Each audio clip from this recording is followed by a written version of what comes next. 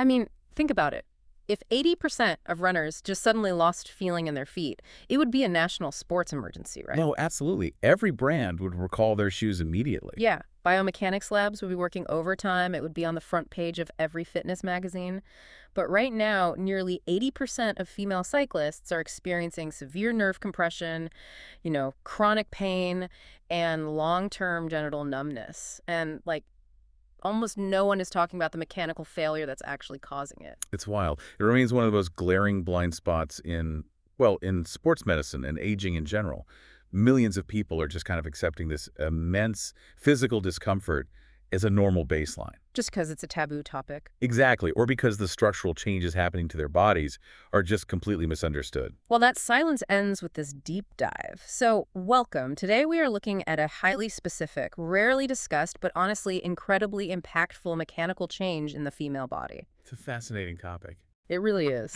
And we have a great stack of sources in front of us today.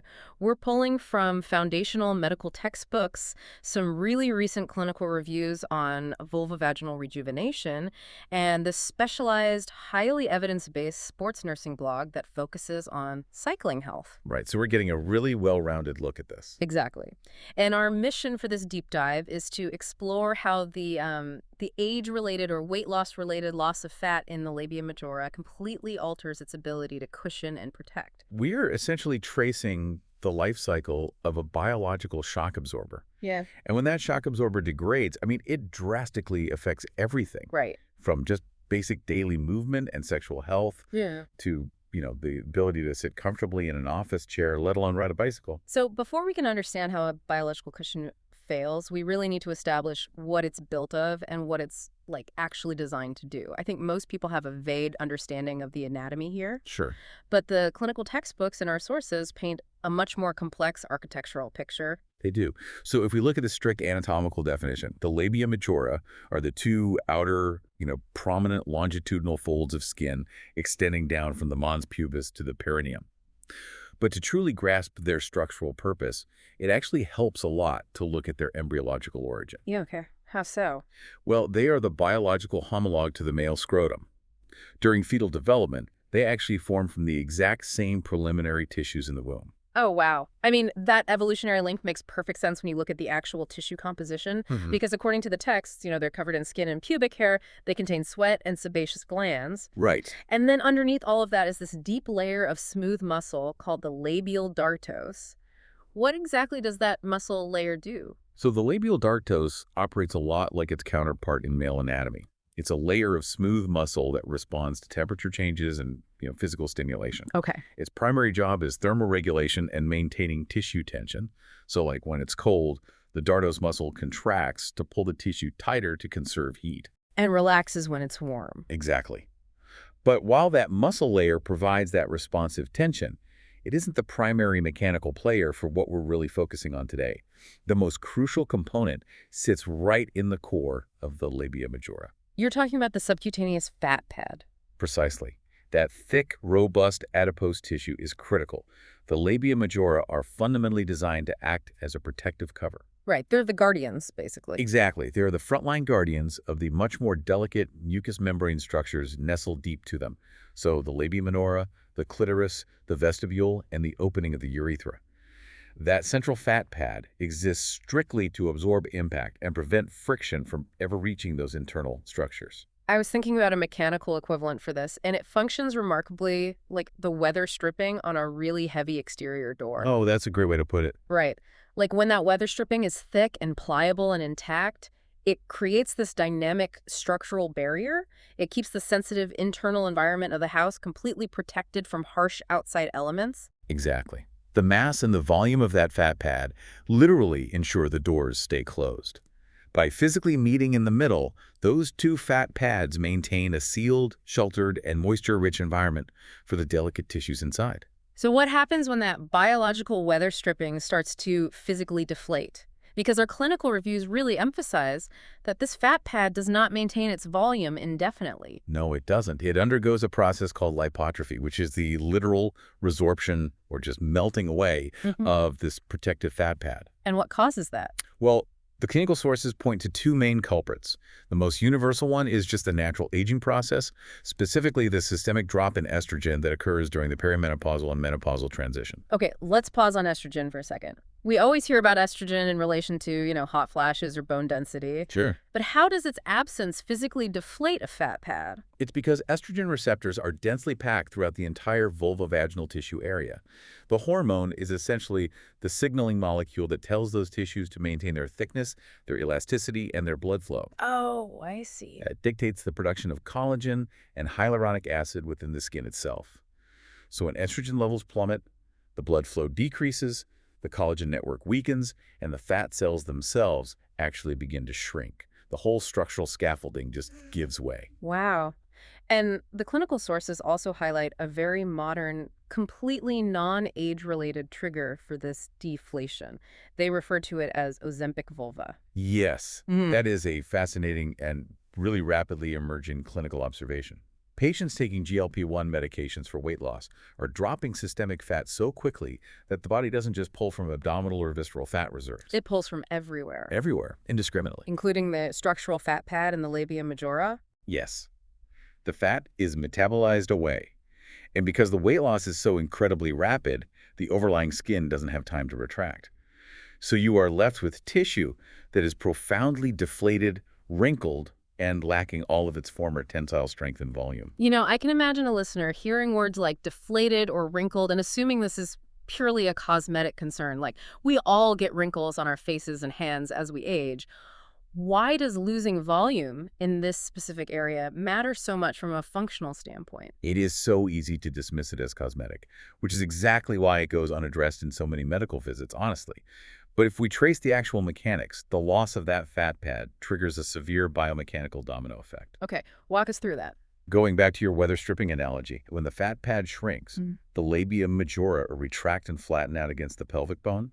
They can no longer meet in the middle. The literature refers to this as an unveiling effect. The internal structures are suddenly exposed. Exactly. The labia minora, the clitoral hood, the urethra tissues that were strictly meant to be internal and sheltered are now unveiled and subjected to constant friction from clothing, movement, and just the outside air. Ouch. Yeah, and because the protective doors cannot close fully, the vaginal environment loses its ability to retain natural moisture. Okay, I want to make sure I understand the chain reaction here. If the moisture escapes, how does that lead to the infections and the pain that the medical texts describe? It all comes down to the microscopic ecosystem. The cells lining the vagina, the epithelial cells, they rely on estrogen to stay plump and rich in a complex sugar called glycogen. Glycogen, okay. Right, and glycogen is the primary food source for lactobacilli, which are the dominant native good bacteria that keep the whole vaginal microbiome healthy. Wait, so it's like a greenhouse where the roof is just left wide open? Yeah. The moisture escapes, the internal climate crashes, and the native plant, the lactobacilli, suddenly don't have the water or the nutrients they need to survive. That is a highly accurate way to visualize it, yeah. When the native lactobacilli starve and die off, they stop producing lactic acid. And lactic acid is the chemical barrier that keeps the vaginal pH wonderfully low and acidic, usually around a pH of 3.8 to 4.5. And that acidic environment is hostile to pathogens. Incredibly hostile. So without the lactic acid, the pH shifts upward. The environment becomes more alkaline? Yes. Continuing your greenhouse analogy, when the native plants die, the invasive weeds take over. Without that acidic shield, harmful bacteria and yeast can easily colonize the tissue. Wow. And furthermore, because the urethra is now physically unveiled and lacking its fat pad protector, the risk of bad bacteria traveling up into the urinary tract just skyrockets. This means we aren't just talking about aesthetic wrinkles. The listener needs to really understand that this is a total mechanical and biochemical failure of a critical barrier system. Absolutely. It compromises the structural integrity, the moisture retention, and the immune defense of the entire region. So we have this acidic shield completely failing just from the friction of daily life. But what happens if you take that compromised, unveiled tissue and put half your body weight on it? That is where things get really intense. Right, because to truly understand the real-world impact, Our sources direct us to the ultimate mechanical stress test, which is riding a bicycle. Cycling magnifies every single structural vulnerability we just discussed. The statistics from that sports nursing blog, or what I mentioned at the very beginning of this deep dive, nearly 50% of female cyclists report long-term genital swelling or disfigurement, Which is staggering. and up to 80% report experiencing vulvodynia, which is chronic vulvar pain or profound genital numbness. 8 out of 10 riders. Those numbers should be a massive wake-up call to the entire sports industry. If we look at the physics of a bicycle saddle, a rider is placing a huge portion of their upper body weight onto a surface area of only a few square inches. We're talking about the sit bones, right? The school tuberosities. In a perfect, completely upright posture, yes, the weight should rest on the hard sit bones. But in an aerodynamic cycling position, the pelvis tilts forward. Right. And this shifts the rider's weight entirely away from the hard sit bones and directly onto the soft tissues of the vulva and the pubic symphysis, which is that cartilage joint at the front of the pelvis. So if the labia majora lack their protective fat pad, there is zero shock absorption.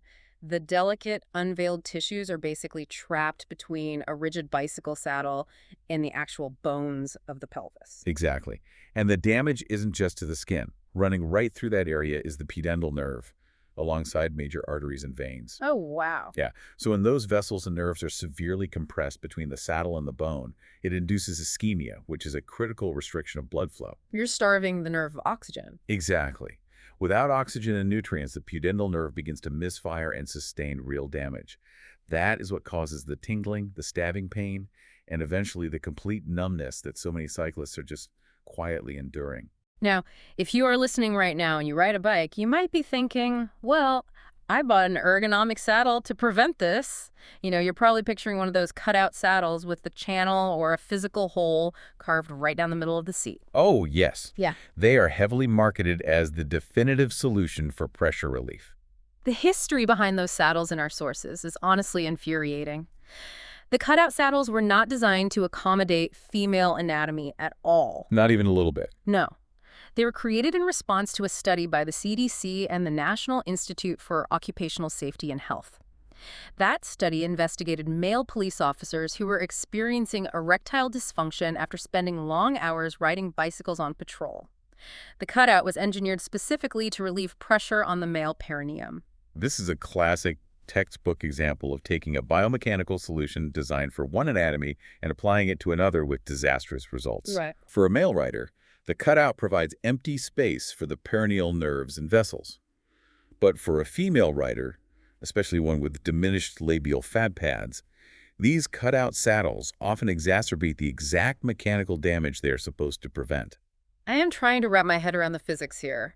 How does removing material to create a hole make the pressure worse? Think about the equation for pressure.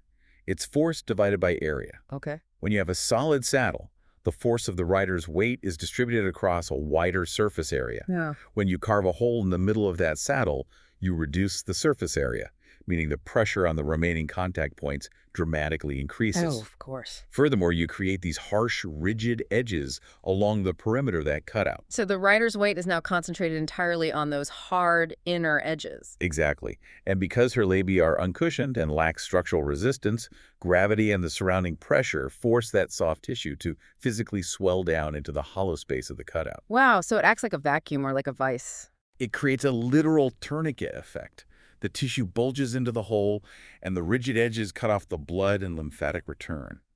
This causes profound engorgement, micro tears in the skin, and intense localized nerve compression right where the tissue is most vulnerable. That is a staggering mechanical failure of gear design. It really is. So if the biological fat pad is depleted by age or weight loss, and the highly engineered bicycle saddles are actively working against the anatomy, what are the clinical and practical solutions here? Because the clinical reviews in our stack offer some very specific, evidence-based ways to rebuild the cushion and protect the tissue. Clinically, there is a rapidly growing field of intervention aimed at directly restoring that lost volume.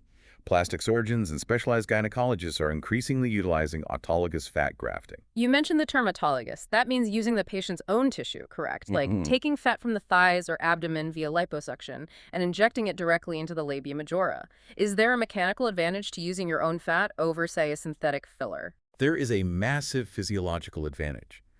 When you transfer autologous fat, you aren't just moving inert padding.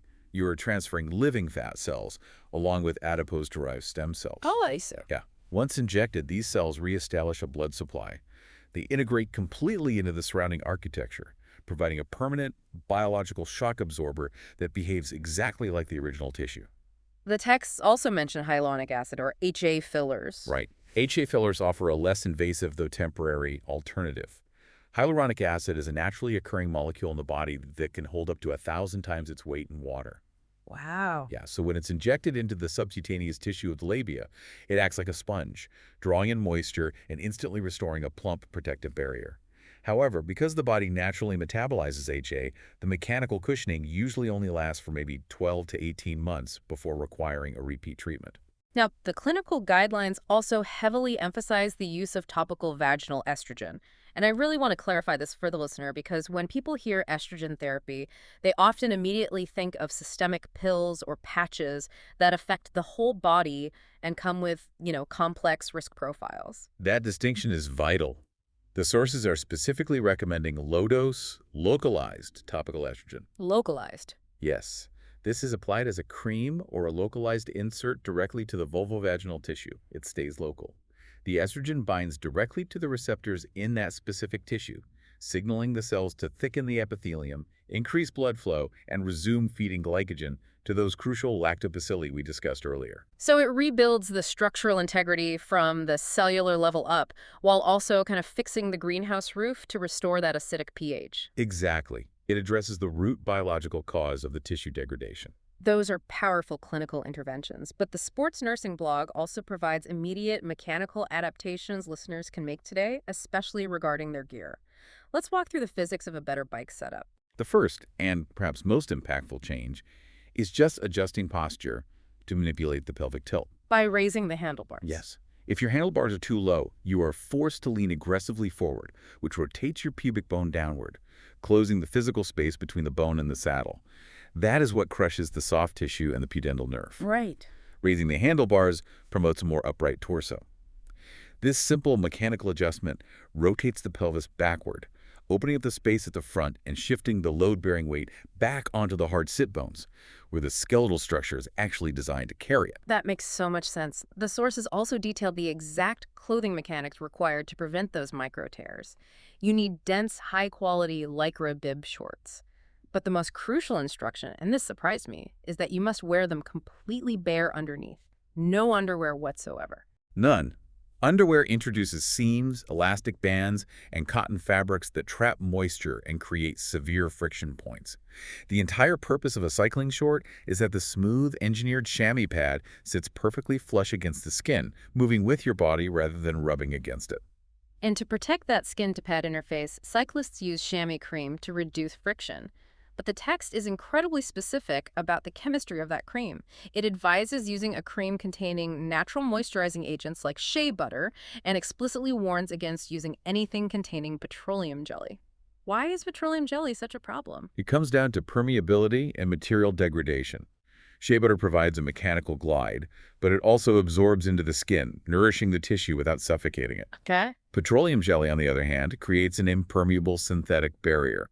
It completely suffocates the pores, trapping intense heat and sweat against the skin, which breeds bacteria. It also destroys the gear, doesn't it?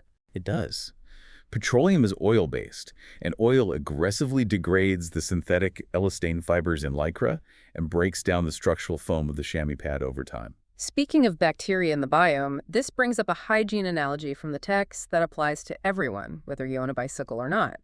The clinical sources issue a stark warning against this crazy social media trend of using harsh cleansers, perfumed washes, or alcohol-based astringents on the vulva. It is one of the most counterproductive trends imaginable. If we think back to the compromised greenhouse, the fat pad is deflated, the doors are open, and the microbial balance is already fighting to survive.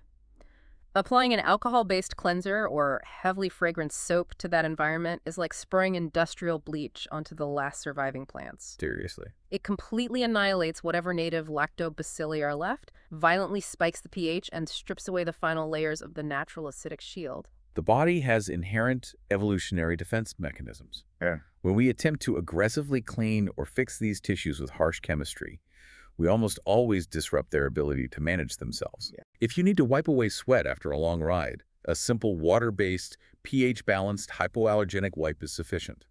Otherwise, the best mechanical intervention is simply leaving the biochemical environment alone. Wow.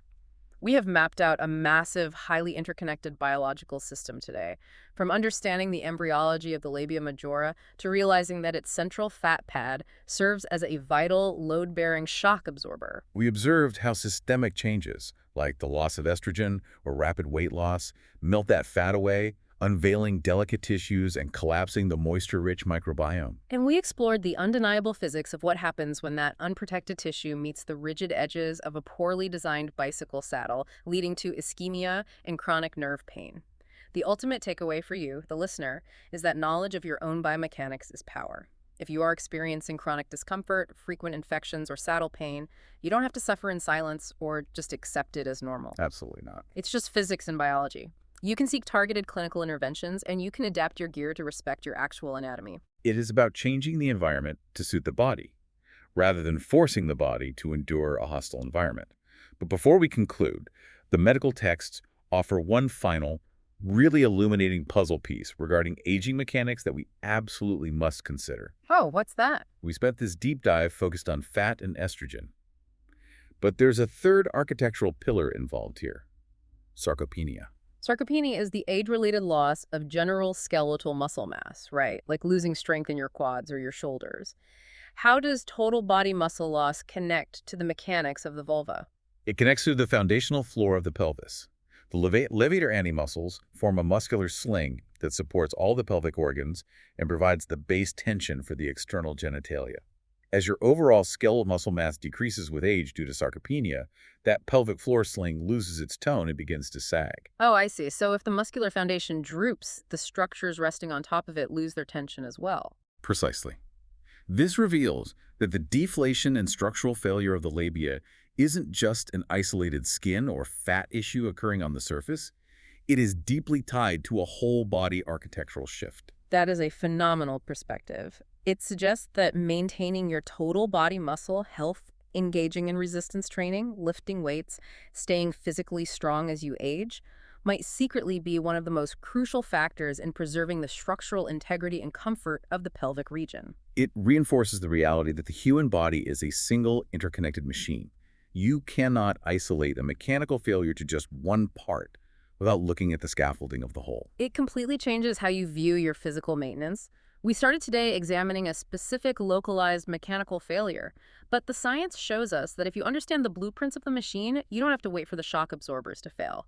You can balance the chemistry, adjust the physics of your environment, and strengthen the foundation to keep the whole system running exactly as it was designed to.